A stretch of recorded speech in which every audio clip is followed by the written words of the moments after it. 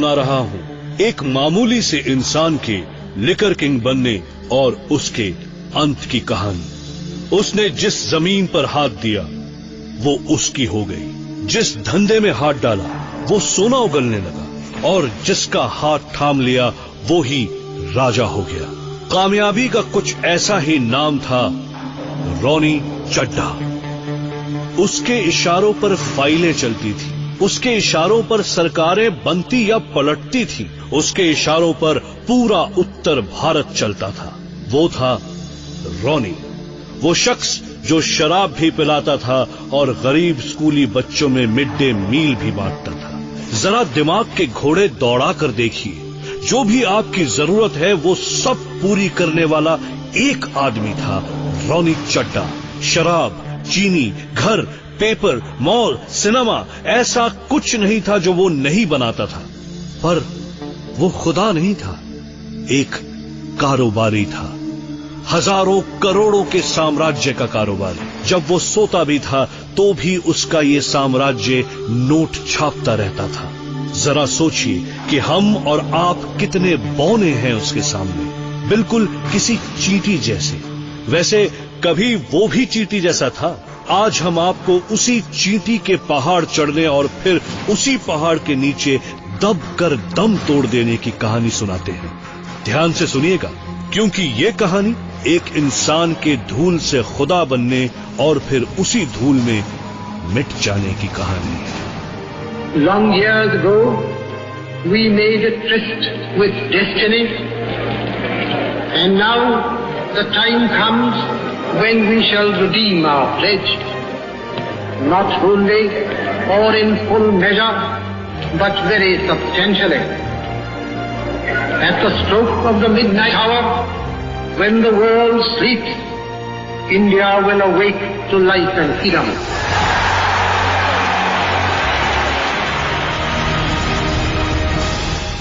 सन 1947 देश की आजादी का दौर था और उससे भी बढ़कर थी बंटवारे की आग।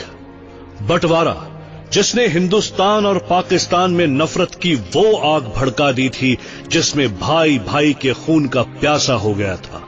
इसी नफरत के आग के बीच लाखों लोग हिंदुस्तान से पाकिस्तान गए और उतने ही पाकिस्तान से हिंदुस्तान भी पहुंचे। इन्हीं लाखों लोगों में एक था रॉनी का परिवार। पाकिस्तान के मोंटगोमरी इलाके में रहने वाले रॉनी और हरमीत के पिता बलवंत जब इस नफरत की आग में घर बदर हो गए तो उन्होंने अपने पिता गुरनाम और 5 भाइयों हरनाम, सुखविंदर, गुरपाल, बलजीत और दलवीर के साथ हिंदुस्तान की ओर रुख किया। चलो चलो बाबूजी, खेती करो खेती करो। एक बार किसी तरह गाड़ी में पैर रखने की जगह मिल गई ना तो जान बच जानी अपनी। ओए गुरपाल, गुरपाल, सुखविंदर, चल चल, मैं बाबूजी का ख्याल रखता हूँ, तुम लोग बक्सा उठा लो, चलो। हाँ चलो, मैंने तो उठा लिया, जल्दी कर नाम, नहीं तो गाड़ी छूट जानी है। ओ छेती कर, अब पाकिस्तान को भूल जा भाई, इधर तो दफन होने की जगह मिलेगी, बस रहने की छत तो अब हिंदुस्तान में ही मिलनी है। बलवंत और उसके भाई हरनाम और सुखविंदर पिता का हाथ पकड़े पकड़े उत्तराखंड यानी उस दौर के उत्तर प्रदेश के पहाड़ी शहर रामनगर पहुंच गए और बाकी बचे भाइयों ने मुंबई की शरण ली। इधर छोटे से रामनगर में रॉनी के दादा गुरनाम सिंह ने बड़े हौसले के साथ दूध का एक मामूली सा कारोबार शुरू किया। उनकी मेहनत रंग लाई और काम ठीक ठाक ही चल निकला, पर उससे इतने बड़े परिवार का पेट भरना मुश्किल था। इसलिए बलवंत को अपने भाइयों के साथ मुरादाबाद आना पड़ा। उन्हें यहाँ ईदगाह के पास बने रिफ्यूजी क्वार्टर्स में शरण मिली। इस छोटी सी कोठरी में रहकर बलवंत ने अपने वही दूध का धंधा वापस शुरू किया। इसी मुरादाबाद में बलवंत की शादी हुई और बलवंत के घर का चिराग रॉनी भी यहीं पैदा हुआ। अरे खुशियां मनाओ बलवंत, गुरुद्वारे जाके मत्था टेको, बेटा हुआ है बेटा। वाहिगुरु रब दी मेहर। अब मुश्किल ये थी कि दूध की खरीद बेच तो सुबह शाम सिर्फ कुछ ही घंटों की होती है। सो बढ़ते परिवार की बढ़ती जरूरतों को पूरा करने के लिए बलवंत ने शराब के ठेके के सामने नमकीन की रेड़ी लगानी शुरू कर दी। इस छोटी सी रेड़ी पर छोटा सा रॉनी भी अपने पिता के साथ बैठता और हसरत भरी नजरों से शराब के ठेके पर बरसते हुए नोटों को देखा करता था।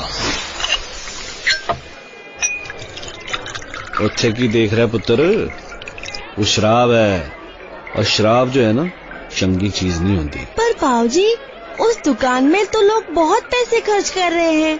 चिंता छड़ पुत्र, रब ने चाह तो एक दिन हमारी भी उससे बड़ी दुकान होगी, है?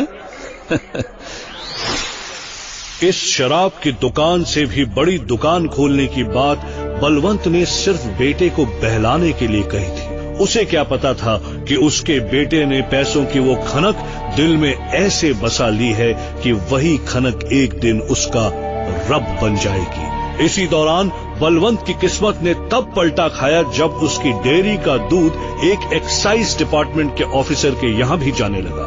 बलवंत ने एक समझदार कारोबारी की तरह इस मौके को हाथों हाथ ले लिया। साहब, सरदार जी दूध के पैसे लेने आए हैं। साहब जी नमस्कार। और जी सब चंगा?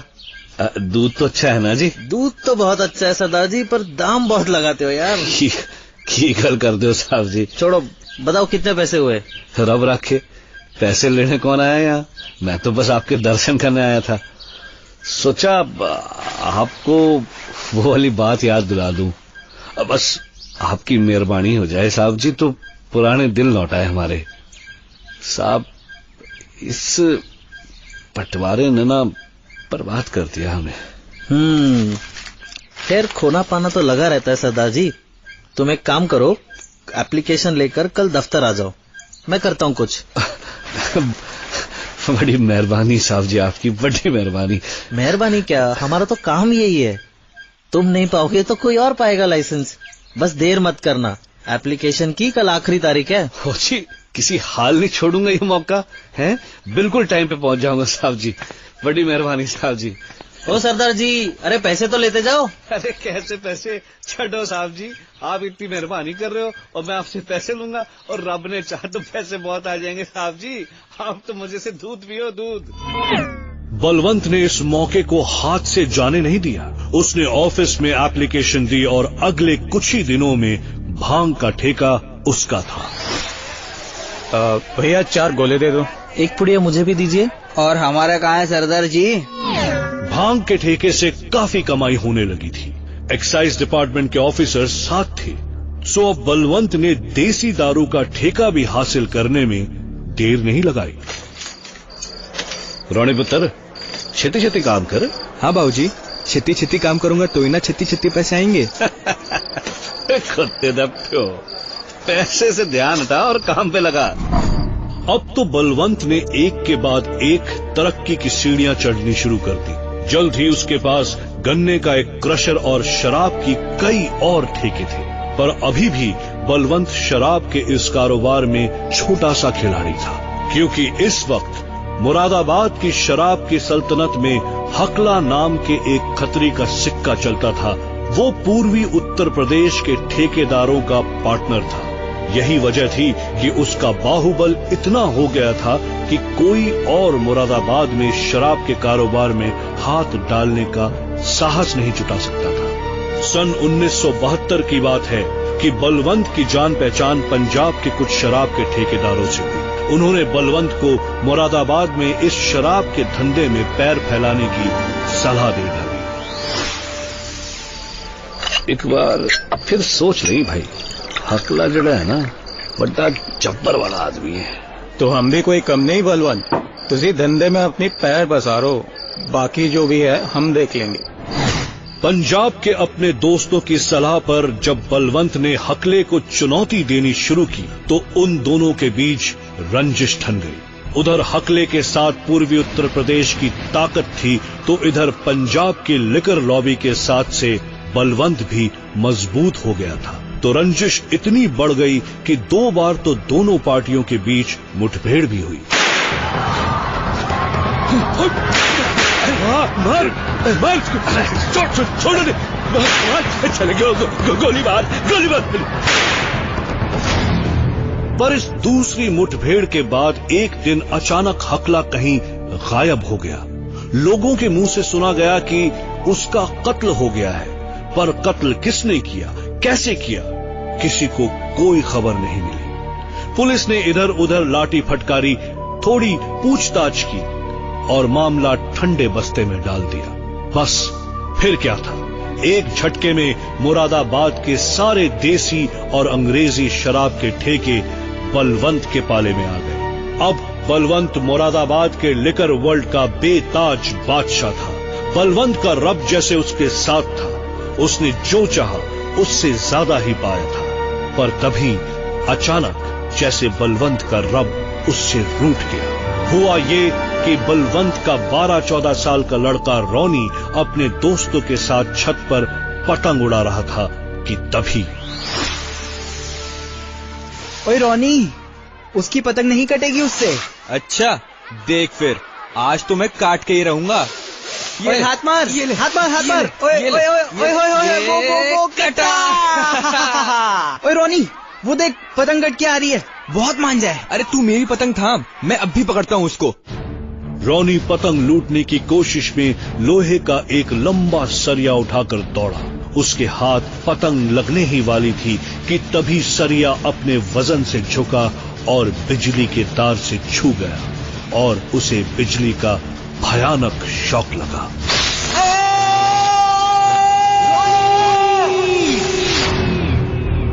ये दिल दहला देने वाला हादसा था। इस इलेक्ट्रिक शॉक ने रोनी की जिंदगी बदल दी। पर ये हुआ कैसे? एक एक्सीडेंट ने रोनी की जिंदगी का रुख कैसे बदल दिया? देश को सन्न कर देने वाले इस डबल मर्डर केस में इस एक्सीडेंट ने रोनी की जिंदगी का रुख बदल कर रख दिया। हुआ ये कि रोनी पतंग लूटने की कोशिश में लोहे का एक लंबा सा सरिया उठाकर दौड़ा। उसके हाथ पतंग लगने ही वाली थी कि तभी सरिया बिजली के तार से छू गया और उसे बिजली का भयानक शॉक लगा और बस अगले ही पल कोहराम मच गया।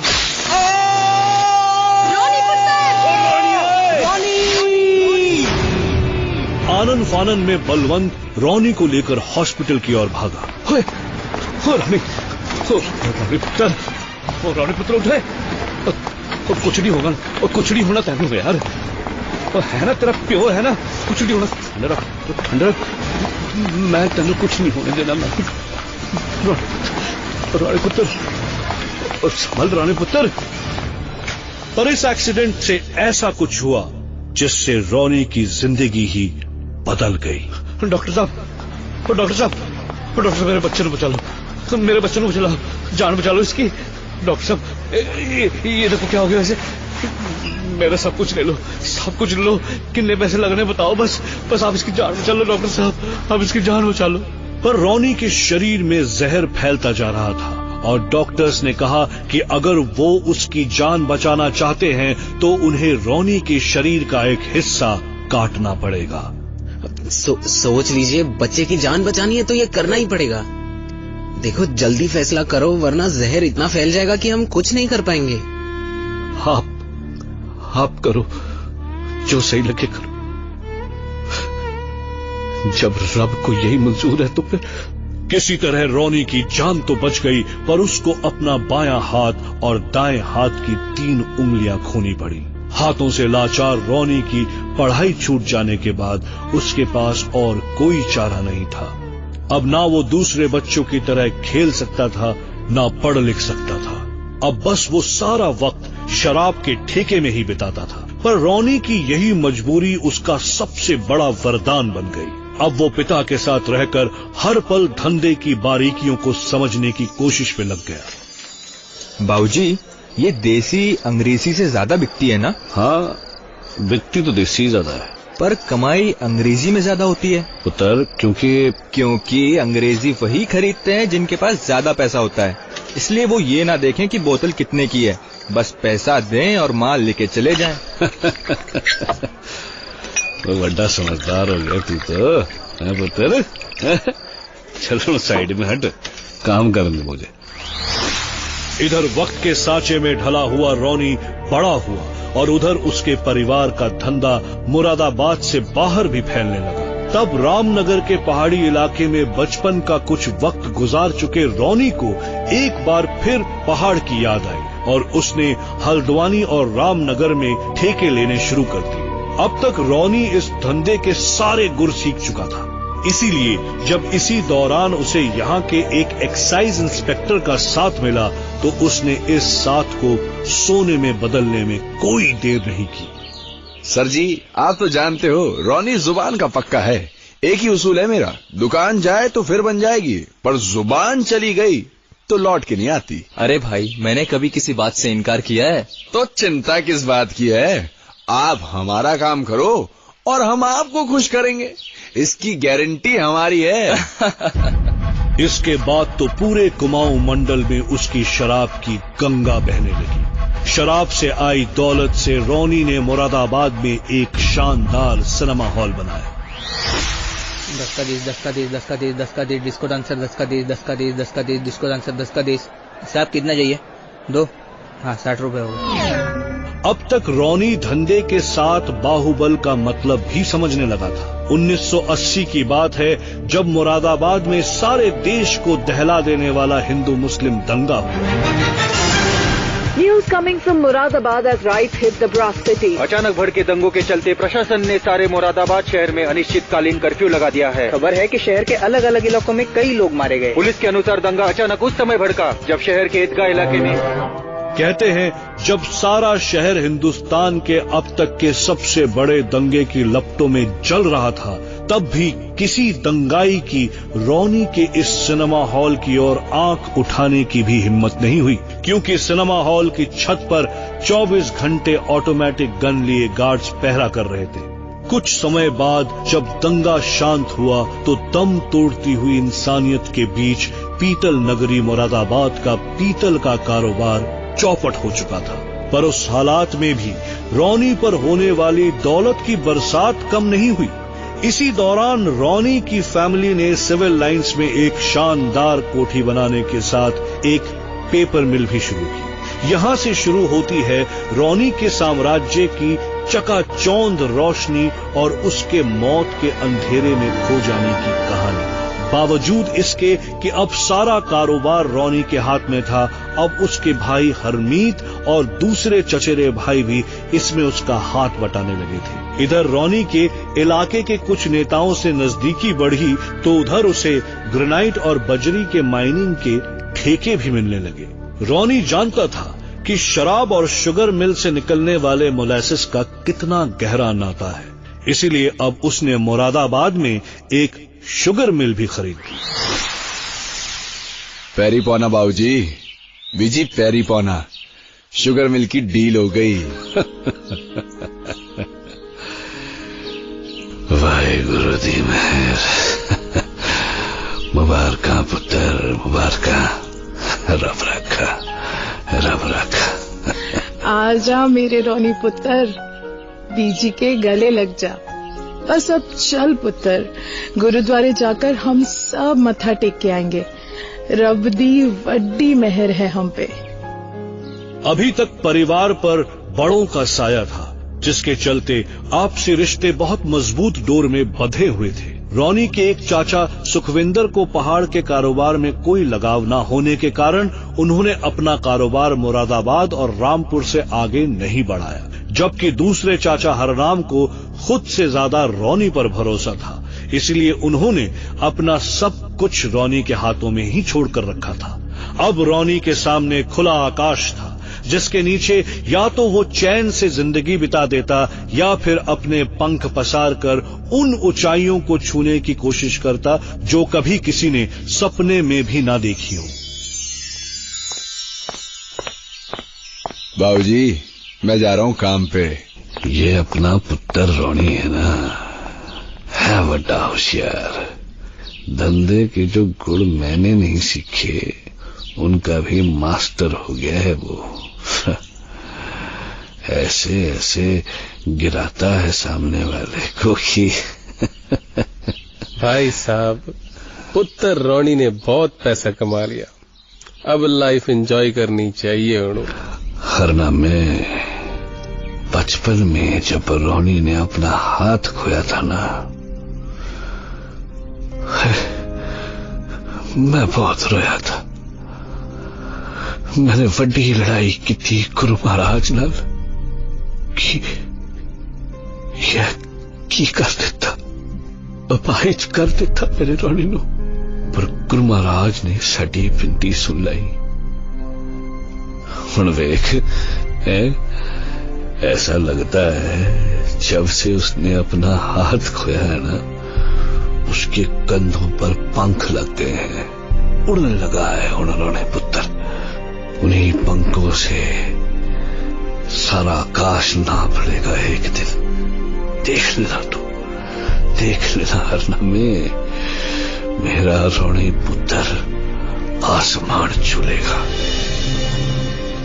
रोनी अपनी ख्वाहिशों के दम पर ऊंची से ऊंची उड़ान भरना ही तो चाहता था, पर अब तक उसे ये भी पता चल चुका था कि किसी कारोबार के पंखों की ताकत नेता होते हैं। अगर नेता साथ दें तो इस आकाश की ऐसी कोई ऊंचाई नहीं है जिसे वो छू ना सके। इसीलिए रोनी ने चड्ढा ग्रुप को आगे बढ़ाने की जिम्मेदारी अपने हाथों में लेकर यूपी के शराब के ठेकों, माइंस और सिनेमा हॉल की जिम्मेदारी अपने पिता और दोनों भाइयों हरमीत और रविंदर पर छोड़ दी। अब उसका नया ऑफिस मुरादाबाद में था, जहां से उसने अपना कदम पंजाब में रखा। इन दिनों पंजाब में नई सरकार बनी थी और रोनी के लिए उस तक पहुंचना मुश्किल भी नहीं था। वो सब तो ठीक है, लेकिन मुझे अब आप ये बताइए कि आप मुझसे क्या चाहते हैं? आप बस जो ये नई गवर्नमेंट बनी है ना, उनमें पहुंच करा दो, बाकी तो मैं संभाल लूंगा। देख रोनी, मैं एक बंदे को जानता हूँ, मुझे लगता है वो तेरा ये काम कर देगा। सीएम का खास बंदा है वो, लेकिन यार थोड़ी मुश्किल चीज है। ओ यारा, मेरे पास हर मुश्किल की एक ही चाबी है और वो है पैसा। और बलजीत साहब, मैंने आज तक ऐसा ताला नहीं देखा जो इस चाबी से ना खुला हो। रोनी, तू भी यार कमाल की चीज है। नई सरकार को अपना रेवेन्यू बढ़ाने के लिए पैसों की सख्त जरूरत थी, इसीलिए उसने रोनी को पंजाब में कारोबार करने के लिए हरी झंडी दे दी। बस रोनी को यही तो चाहिए था। उसने कुछ ही समय में पंजाब में चीनी मिल, पेपर मैन्युफैक्चरिंग और बॉटलिंग प्लांट्स लगाकर पंजाब पर भी अपना परचम फहरा दिया। उन्हीं दिनों रोनी की नजर नोएडा पर पड़ी, जहां तेजी से डेवलपमेंट हो रहा था। इसीलिए रोनी ने रियल एस्टेट में अपना झंडा गाड़ने का फैसला कर लिया, जिसके लिए उसने चड्ढा ग्रुप का नाम बदलकर ब्रेव इनकॉर्पोरेशन कर दिया। इन्हीं दिनों देश में राजनीतिक बदलाव हो रहे थे। इधर 2002 में पंजाब में सरकार बदली।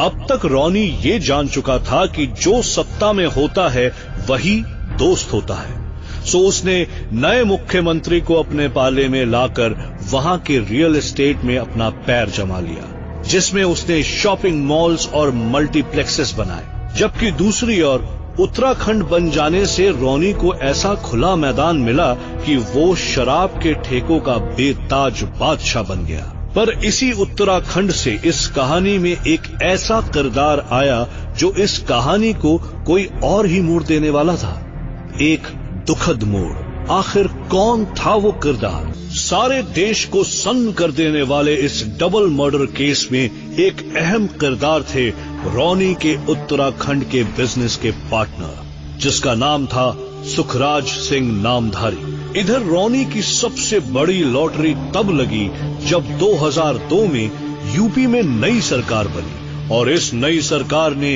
रोनी को हजारों करोड़ों का कारोबारी बना दिया।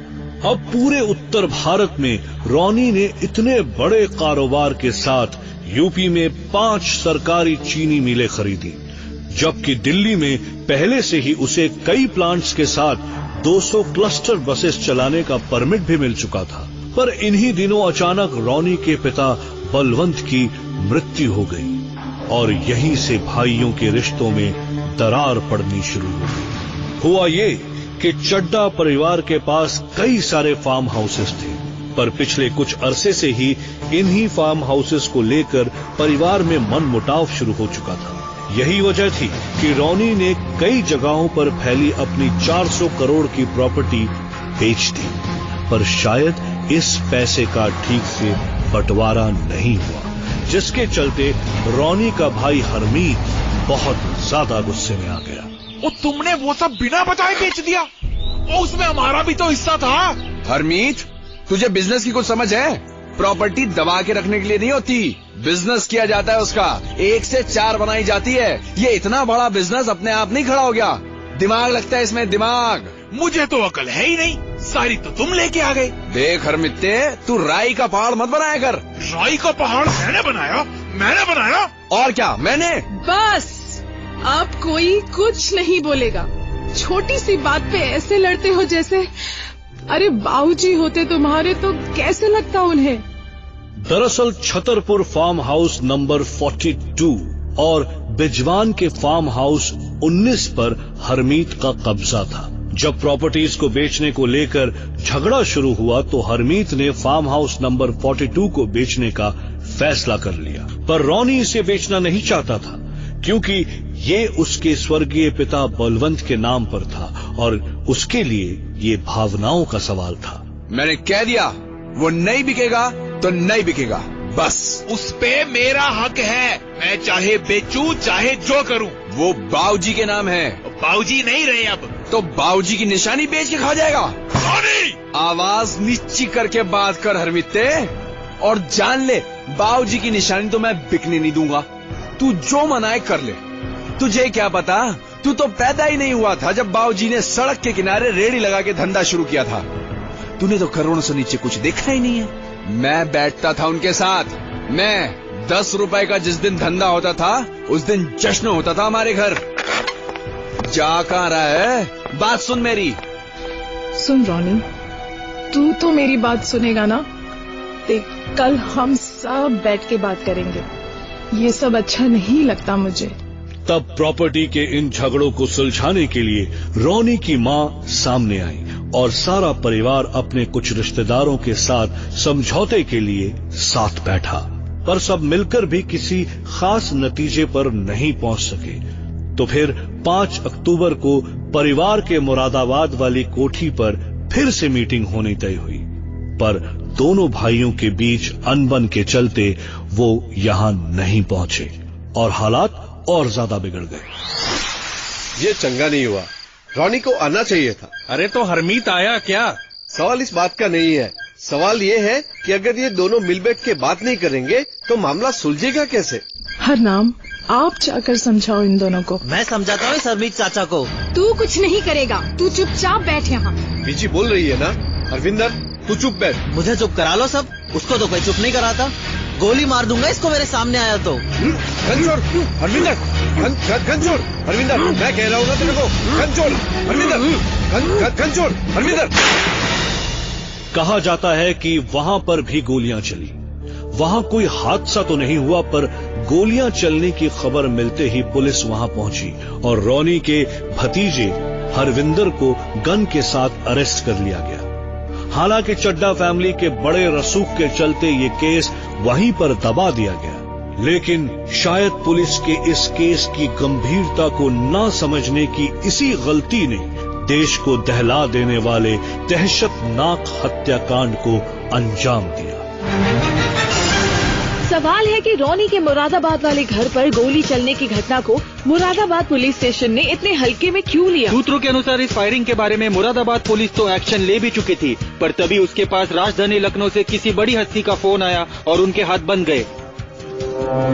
इस घटना के बाद हरमीत को फार्म हाउस बेचने से रोकने के लिए रोनी हाई कोर्ट चला गया। उसे विश्वास था कि अगर उसे कोर्ट से स्टे मिल गया तो हरमीत फार्म हाउस बेचने की कोशिश नहीं करेगा, पर अचानक 17 नवंबर को रोनी को एक चौंकाने वाली खबर मिली। साहब, आपको पता चला हरमीत साहब ने क्या किया? अब क्या कर दिया उसने? साहब, वो तो फार्म हाउस बेचने जा रहे हैं। क्या? अरे पागल तो नहीं हो गया है वो? मैं अपनी आंखों से देख के आ रहा हूँ साहब, फार्म हाउस के गेट के पास फॉर सेल लिखा है। ये हरमीत ऐसे नहीं मानेगा। ये अचानक क्या हो गया? अरे आप तो जानते हो सुखराज भाई, ये हरमीत बहुत परेशान कर रहा है, पर क्या करें, भाई अपना कुछ कर भी तो नहीं सकते। तो क्या सोचा है? इसको मैं मनमानी तो करने नहीं दूंगा। सुनो, तुम अपने कुछ साथियों को लेके वहां पहुंचो। हरमीत की इसी हरकत के बारे में सुनते ही रॉनी गुस्से से भर गया। उसने टाटा 407 में अपने कई आदमी भरे और सीधे फार्म हाउस भेजे। पहुंचते ही हरमीत के आदमियों को धमकाने के लिए उसके आदमियों ने हवाई फायर की, जिसके जवाब में हरमीत के गार्ड्स ने भी गोलियां चलाई। चलो अंदर, छोड़ना नहीं किसी को। मारो सबको, ना मारोगे फिर लौट के आने की हिम्मत ना करे। देख बोल देता हूँ, हरमीत साहब बहुत गुस्से में है। अरे भाड़ में गए तेरे हरमीत साहब, और भाड़ में गया तू। ये देखता क्या है? मार इसको।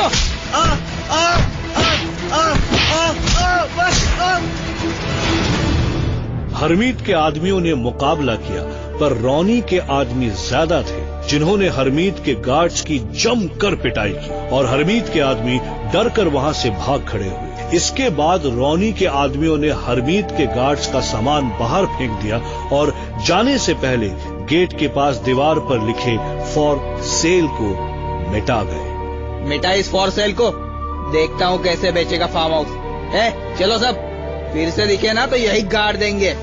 चलो।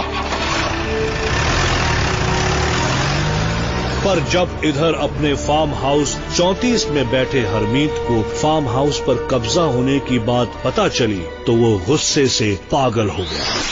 बहुत मारा साहब, बहुत मारा, गोलियां भी चलाई, हमारा सारा सामान उठा के बाहर फेंक दिया। अच्छा, उसकी इतनी हिम्मत? चल अभी चल, मैं देखता हूँ उनको। साहब आप कहें तो अपने आदमी इकट्ठा कर ले। ओए आदमी गए भाड़ में। जगताप, गड्डी निकाल मेरी और हथियार डाल उसमें। आज या तो पार या पार। पर साहब। चल सीधे, और बोला तो उड़ा दूंगा तुझे भी। ठीक है साहब। हरमीत गुस्से में तमतमाता हुआ अपनी लैंड क्रूजर से फार्म हाउस 42 के लिए निकल गया, जबकि इधर फार्म हाउस में कब्जे की खबर पाकर रॉनी पहले ही फार्म हाउस के लिए निकल चुका था। तू तो उनके बहू का ड्राइवर था ना, तो तुझे क्यों ले गए अपने साथ? उस साहब, मुझे तो मैडम ने ही जाने के लिए बोला था। करीब 11:30 बजे मैंने उनके लिए गाड़ी निकाली, पर तभी रॉनी साहब बाहर निकल के आए और मुझसे बोले कि ओए, कहाँ जा रहा है तू? पता नहीं साहब, मैडम कहीं जा रही है तो उनको लेकर जा रहा हूँ। मैडम बाद में जाएंगी, पहले तू मेरे साथ फार्म हाउस चल। और मैं उनको लेकर फार्म हाउस नंबर 42 के लिए निकल गया साहब। उस वक्त रॉनी के साथ उत्तराखंड अल्पसंख्यक आयोग के सुखराज सिंह नामधारी और उनका सरकारी गार्ड अजीत त्यागी भी था। उनके साथ एक स्कॉर्पियो भी थी, जिसमें रॉनी के मैनेजर के साथ कुछ और लोग थे। इधर रॉनी के कुछ लोगों के साथ फार्म हाउस पर पहुंचने की खबर पाकर हरमीत भी अपने पंजाब सरकार से मिले सिक्योरिटी गार्ड्स को साथ लेकर फार्म हाउस 42 की ओर चल पड़ा। साहब मेरी गाड़ी के पीछे वो रॉनी साहब का मैनेजर नागेंद्र स्कॉर्पियो से आ रहा था, और जब हम फार्म हाउस पहुंचे तो उसने गाड़ी से उतरकर वॉचमैन के कैबिन से चाबी ली, पर जब नागेंद्र अंदर से चाबी लेके फार्म हाउस का गेट खोल रहा था तभी हरमीत साहब आ गए और नागेंद्र को गेट खोलते हुए देखकर वो गुस्से से लाल हो गए और गाली बकने लगे। साहब हरामखोर, मैंने तुझे मना किया था ना नागेंद्र, तू फिर नहीं माना। तू अपनी हरकतों से बाज नहीं आएगा कुत्ते। ये वही घड़ी थी जब तीर कमान से निकल चुका था। हरमीत इतने गुस्से में आया था कि वो आज कुछ भी कर सकता था, पर क्या वो सचमुच रॉनी को मारने की तैयारी से आया था? देश को हिलाकर रख देने वाले इस डबल मर्डर केस में आखिरकार अब वो घड़ी आ चुकी थी जहां से पीछे हटना शायद छोटे भाई हरमीत को मंजूर नहीं था। साहब मेरी गाड़ी के पीछे वो रॉनी साहब का मैनेजर नागेंद्र स्कॉर्पियो से आ रहा था, और जब हम फार्म हाउस पहुंचे तो उसने गाड़ी से उतरकर वॉचमैन के कैबिन से चाबी ली, पर जब नागेंद्र अंदर से चाबी लेके फार्म हाउस का गेट खोल रहा था तभी हरमीत साहब आ गए और नागेंद्र को गेट खोलते हुए देखकर वो गुस्से से लाल हो गए और गाली बकने लगे। साहब हरामखोर, मैंने तुझे मना किया था ना नागेंद्र, तू फिर नहीं माना। तू अपनी हरकतों से बाज नहीं आएगा कुत्ते। ये कहकर उन्होंने नागेंद्र के पांव में गोली मार दी। साहब गोली लगते ही लड़खड़ाते हुए नागेंद्र किसी तरह फार्म हाउस के अंदर भागे।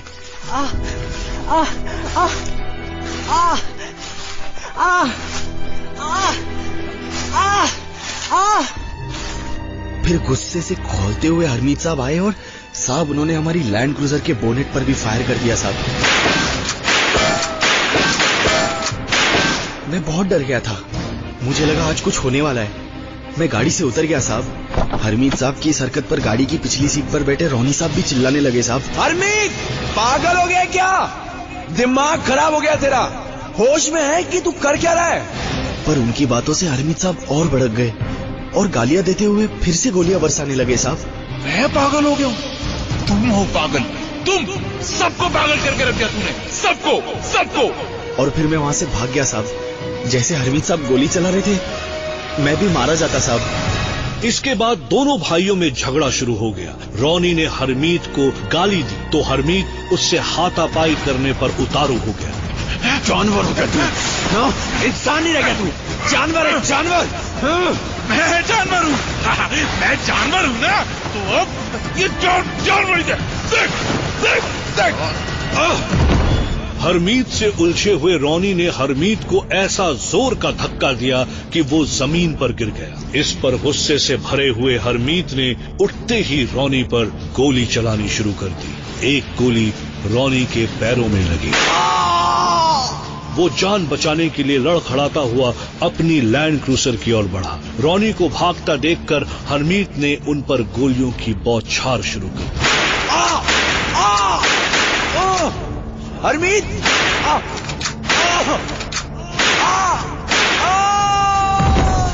गोलियां रोनी के सीने और पीठ पर लगी। ये देखकर जवाब में सुखराज सिंह के गार्ड अजीत त्यागी ने हरमीत पर गोलियां चलाई। हरमीत जान बचाने की कोशिश में गार्ड रूम की ओर भागा पर रास्ते में ही गिर गया। उसको 4 गोलियां लगी। इस गोलीबारी में रोनी के मैनेजर को भी 2 गोलियां लगी। सुखराज सिंह ने बुरी तरह घायल रोनी को कार में डाला। रोनी कुछ नहीं होगा तुझे। ए इधर आ, गाड़ी में डाल इसको। चल उठा मेरे साथ।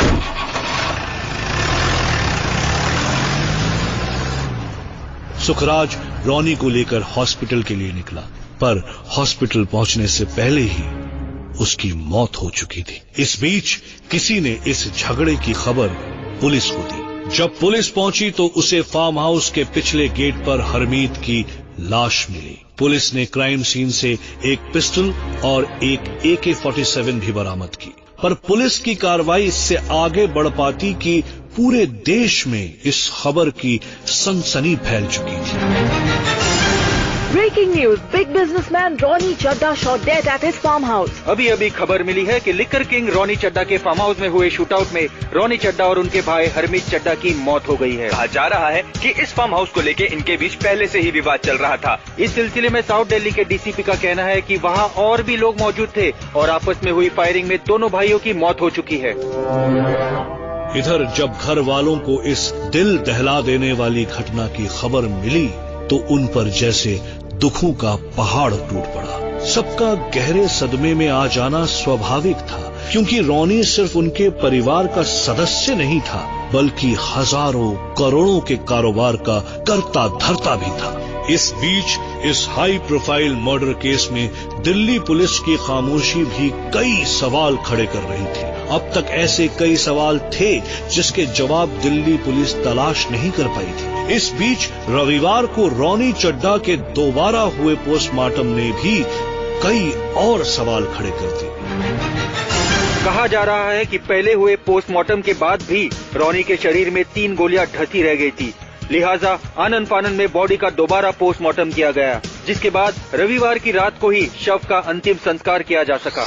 कुछ ही पलों में घट गई इस दर्दनाक घटना के बाद परिवार ने दोनों भाइयों का अंतिम संस्कार कर दिया। दुख इस बात का था कि सब कुछ खो जाने के बाद सारे परिवार ने दोनों भाइयों के अंतिम संस्कार में जो एकजुटता दिखाई थी, काश कि वो पहले दिखाई होती तो शायद ये दिन देखना ही न पड़ता। पुलिस ने इस केस में 7 लोगों को गिरफ्तार किया, पर इन पर हत्या नहीं, मारपीट करने, जबरन कब्जा करने और बंधक बनाने जैसे आरोप लगाए गए। गिरफ्तार किए गए लोगों में सुखराज सिंह और उसका वो सिक्योरिटी गार्ड अजीत भी था, जिस पर आरोप था कि उसने अपनी रिवॉल्वर से हरमीत पर गोलियां चलाई। इधर पुलिस अपनी कार्यवाही में लगी थी तो उधर जाने कितने सवाल सारे देश को झकझोर रहे थे। सवाल यह है कि शूटआउट में 40 राउंड गोलियां चलने पर सिर्फ रॉनी और हरमीत को ही गोलियां क्यों लगी? इधर एक चौंका देने वाली खबर आ रही है कि शनिवार को रॉनी के भाई हरमीत ने गुड़गांव के एक होटल में कुछ कमरे बुक कराए थे, जिसमें वो शिफ्ट होने वाला था। हरमीत को शाम को ही परिवार के साथ होटल में शिफ्ट भी होना था, लेकिन इससे पहले कि शनिवार की दोपहर हुई, इस फायरिंग में रॉनी और हरमीत की मौत हो गई। रॉनी चड्ढा हत्याकांड के सिलसिले में पेश है हमारे संवाददाता की ये रिपोर्ट। शनिवार को दिन दहाड़े हुए इस हत्याकांड से ऐसे कई सवाल उठ खड़े हुए हैं, जिसके जवाब अभी भी पुलिस को ढूंढने होंगे। फार्म हाउस जाने से पहले हरमीत ने जान को क्यों खतरा जताया था? घटना वाले दिन रॉनी और हरमीत को मिले सरकारी सुरक्षा गार्ड उनके साथ क्यों नहीं थे? हत्याकांड के वक्त फार्म हाउस पर कितने लोग मौजूद थे? अभी पुलिस इस केस की जांच की शुरुआती दौर में ही थी कि इसी बीच पुलिस के ढीले रवैये पर भी सवाल उठने शुरू हो गए। कहा तो ये भी जा रहा था कि रॉनी और हरमीत के बीच काफी वक्त से प्रॉपर्टी को लेकर मनमुटाव चल रहा था और इससे पहले भी उनके बीच समझौते की कई कोशिशें हो चुकी थी। कहा जाता है कि अगर दिल्ली पुलिस चाहती तो शनिवार को हुआ ये हत्याकांड टाला भी जा सकता था, क्योंकि इससे पहले खुद हरमीत ने पुलिस को फोन करके वारदात की आशंका जताई थी। जाहिर है कि पुलिस की ढिलाई ही इस हत्याकांड की बड़ी वजह बनी। हमारे सूत्रों से Ronnie Chadha double murder case में एक बड़े खुलासे की बात सामने आ रही है कि शूटआउट में अपने भाई रॉनी को 11 गोलियों से छलनी कर देने वाला उसका छोटा भाई हरमीत रॉनी से नाराज था। 12,000 करोड़ बंटवारे का समझौता हो जाने के बावजूद हरमीत पिछले कुछ अरसे से घर में अजीबोगरीब हरकतें कर रहा था। सवाल है कि क्या हरमीत अपने बड़े भाई को मार देने की तैयारी पहले से ही कर चुका था?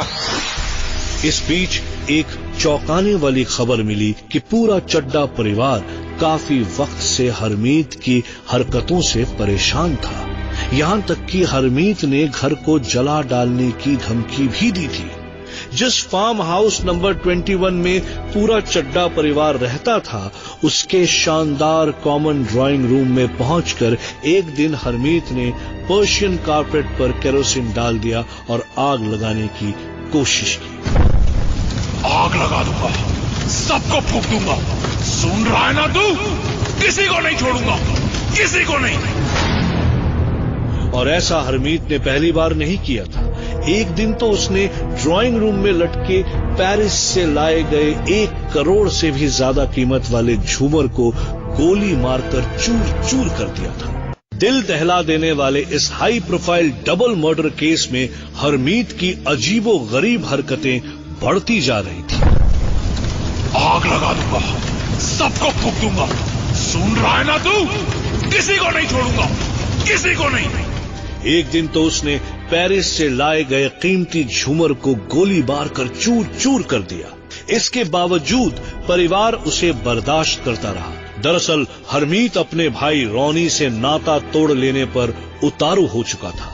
इसी अक्टूबर को तीसरे भाई राजू की बेटी की इस्तांबुल में शादी हुई। पूरा परिवार इस शादी में शरीक हुआ। बस अगर कोई नहीं आया था तो वो था दुल्हन का चाचा हरमीत। दरअसल हरमीत ने धमकी दे रखी थी। जाओ सब, सारे लोग जाओ। देखना, जिस दिन तुम लोग गए उस दिन तो मेरा राज होगा ना। आग लगा दूंगा सारे घर को, फूंक दूंगा तुम्हारा महल। मुझे तो डर लग रहा है रॉनी, पता नहीं क्या करेगा ये हरमीत। चिंता मत करो बीजी, कुछ नहीं कर पाएगा ये। मैं अपने कुछ दोस्तों को ठहरा जाऊंगा यहाँ पर। ऐसा ही कुछ दिवाली की शाम को भी हुआ था, जब रॉनी का परिवार, उनकी माँ और राजू का परिवार दिवाली मनाने एक साथ इकट्ठा हुआ। तब भी हरमीत उनके साथ नहीं था। वो तभी घर से बाहर आया जब रॉनी दिवाली मनाकर वहाँ से जा चुका था। क्या हुआ? दिवाली शिवाली नहीं मना रहे? वो कुछ पटाखे वटाखे बजाओ, मजे करो यार। अरे हमने तो जो करना था सब कर लिया पुत्र, तू ही नहीं निकला कमरे से। आप तो जानते हो बीजी, जब तक वो रहना था यहाँ मैंने नहीं आना था। सबसे बड़ा सवाल ये है कि क्या ये वारदात रुक सकती थी? पेश है हमारे संवाददाता की ये रिपोर्ट। दरअसल इस खौफनाक डबल मर्डर से एक रात पहले ही दोनों भाइयों में समझौता हुआ था। बस समझौते पर दस्तखत होने बाकी थे।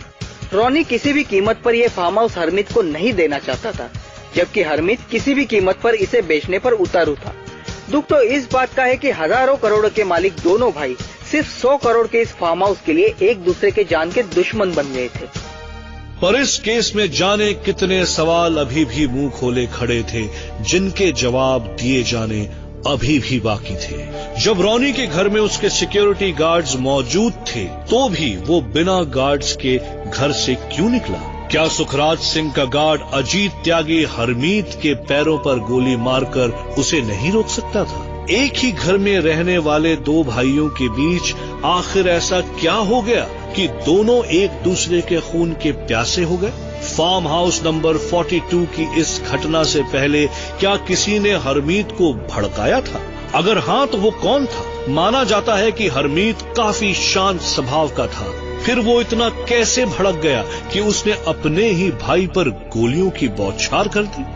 घटना वाले दिन अपने नोएडा ऑफिस से निकलने से पहले आखिरी बार हरमीत की किससे बात हुई थी? रॉनी को उस दिन ऐसी क्या जल्दी थी कि वो अपनी गाड़ी की जगह अपने बहू की गाड़ी लेकर गया? क्राइम सीन पर किन किन हथियारों से किस किस शख्स ने गोलियां चलाई?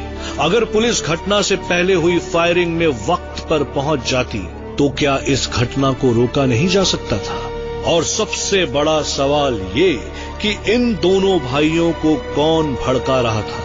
वो कौन इंसान था जिसे इस घटना के बाद सबसे ज्यादा फायदा होने वाला था? इसके अलावा इस केस में पुलिस की लापरवाही साफ दिख रही थी, क्योंकि रॉनी के आदमी फार्म हाउस नंबर 42 पर कब्जा करने 11 बजे पहुंच गए थे, जहां बहुत सारा झगड़ा और फायरिंग हुई, जिसके बारे में जॉइंट पुलिस कमिश्नर ने खुद कहा था। हाँ, लगभग 11:50 पर हमारे पास कॉल आई तो थी, जिसके रिस्पांस में पुलिस की टीम फार्म हाउस पर पहुंची भी थी।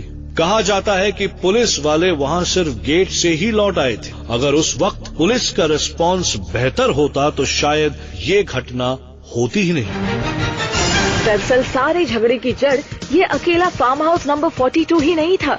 पता चला है कि हरमीत ने भाई को बिना बताए उत्तराखंड के उधम सिंह नगर की एक चीनी की मिल बेच दी थी, जिसके बाद रॉनी ने 3 दिन के अंदर ही ये चीनी मिल वापस खरीद ली।